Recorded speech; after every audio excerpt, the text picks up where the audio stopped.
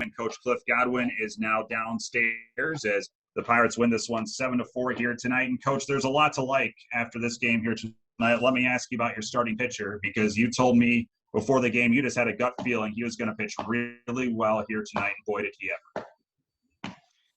I just know Cooch. I know he's a competitor. I said this a few weeks ago. He's a winner.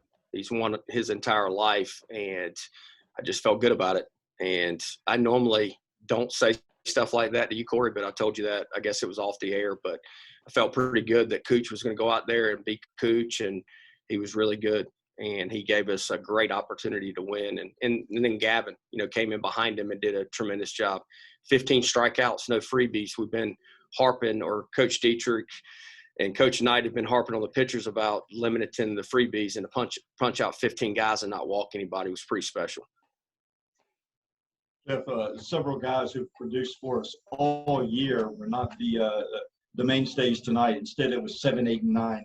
Worrell, Newton, and Giles all collecting 8 hits collectively. Yeah, his at-bats have been a lot better the past 10 days, and I knew it was coming. You just don't know when it's going to come, but it came tonight.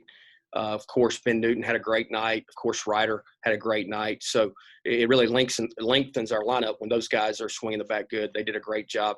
And I just told our team that everybody's not going to be hot all the time, so guys have to pick each other up, and Bryson, Ben, and Ryder pick those guys up tonight. Yeah, when the bottom of the order is doing what they did tonight, Connor's been sensational this year. Seth Cadell's been sensational this year. You have Thomas Francisco in the middle of your lineup going 3 for 4, getting on 4 times. But when that bottom 3 of the order is doing what they did tonight, this team's going to be almost unbeatable. Well, I don't know about unbeatable, Corey. I appreciate you saying that. But Moreland had 2 line drives as well. Also, Norby hit the ball hard twice. That's the thing you can't see in a box score. And Franny had quality at bats. Zach walked a couple times. So those are the things we just got to keep in our approach, keep the chain connected, whatever our approach is. And I thought our guys were good. A lot of 2-out RBIs as well. Yeah, this one had to feel great to open up this weekend, Coach. And what a great way to start off this weekend against a team that's coming in red hot. We will see you tomorrow for game 2. All right. Thanks, Corey. Thanks, Coach O. Okay, guys, we're going to open up the questions for Coach Godwin. Make sure you turn your microphones off if you are not asking a question. Thank you. Get him, Malcolm.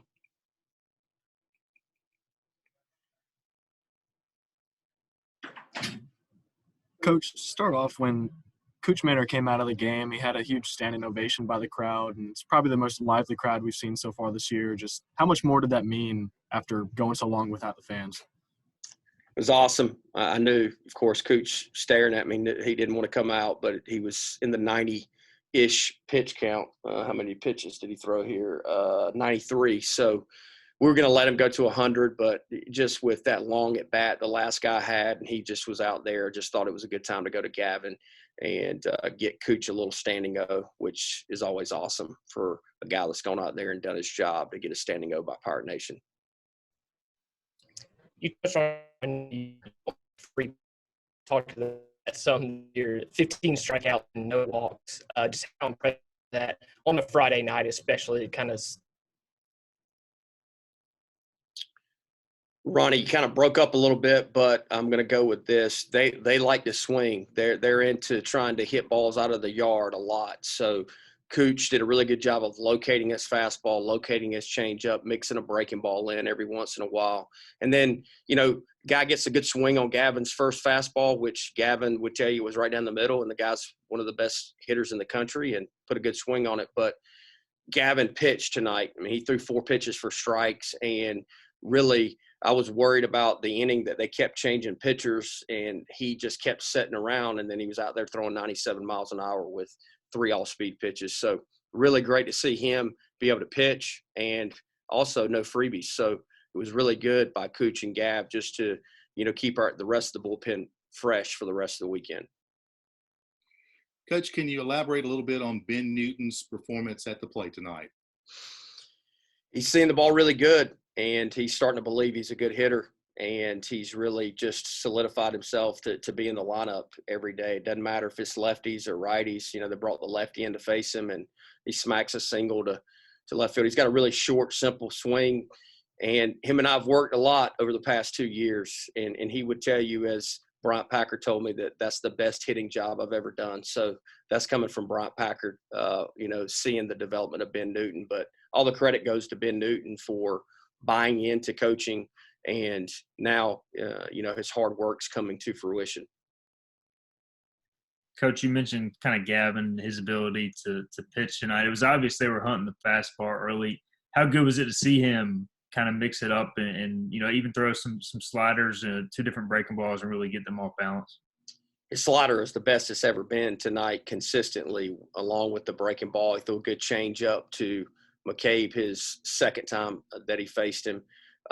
It's just good because that's what he's going to have to do. And if we want to eventually move him into a starter's role, you got to have more than one pitch. And he's continued to develop, and we're excited to see him continue to develop those pitches. Coach Dietrich and Coach Knight and Gavin have worked really hard on those over the past year, and now it's showing up in the game, which is great to see. Coach, you touched on it a little bit earlier, but Ryder Giles obviously got off to a little bit of a tough start this year at the plate. So just how great has his confidence gotten over the past couple of weeks, 3 consecutive 2-hit games? Yeah. Well, Jonathan, the first thing is Ryder actually hit the ball really hard the first weekend, as Bryson did, but had nothing to show for it. So when you guys look at batting average, which I don't look at because you can't control batting average, it's the dumbest stat in the world, in my opinion, but I didn't create baseball. So, but we talk about quality at bats. And Ryder was just being a little tick underneath the baseball. He's not a guy that's going to drive the ball out of the yard, so I talked to him about a week ago. I said, hey, man, we need to start missing down. And now he's hitting those low line drives and ground balls that are getting through. And he's done a really good job selling out to it. And Ryder is still a great offensive player, in my opinion, along with one of the best shortstops I've ever coached. Okay, are there any other questions for Coach Godwin this evening? Okay, Coach, thank you very much. Thank you, guys. Here's the man you guys really want to talk to.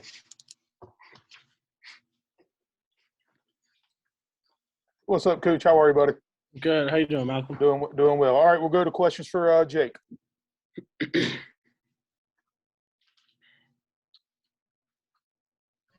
Jake, it seemed like the end of your outing, the last 4 or 5 batters, you were really kind of motivated. How much did you want to just finish that out strong? We got some momentum going offensively, so my thought process was just to flip the innings as quick as I could. I knew that they were probably going to take some more pitches to get my pitch count up, so Stump did a really good job all day calling the game. So I thought we had a good little rhythm there, and like I said, the plan was to just get back in the dugout. So. Jake, when you left the game, you obviously had a really big standing ovation by the crowd. Just how nice was that after going so long without him? It was cool. I mean, obviously, it was really cool to get some fans back in the stands and hear them all game, get going early. So, really cool experience.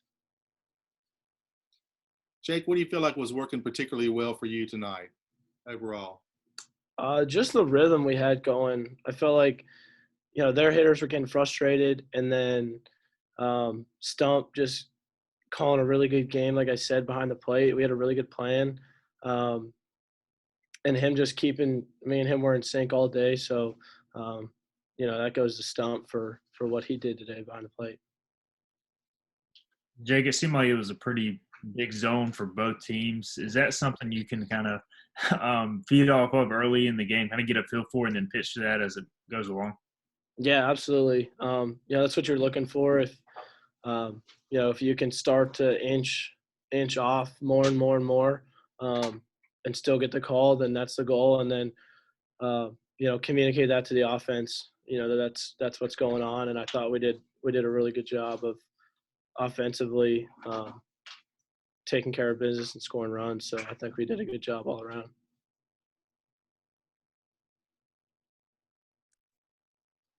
Okay, are there any other questions for Jake this evening?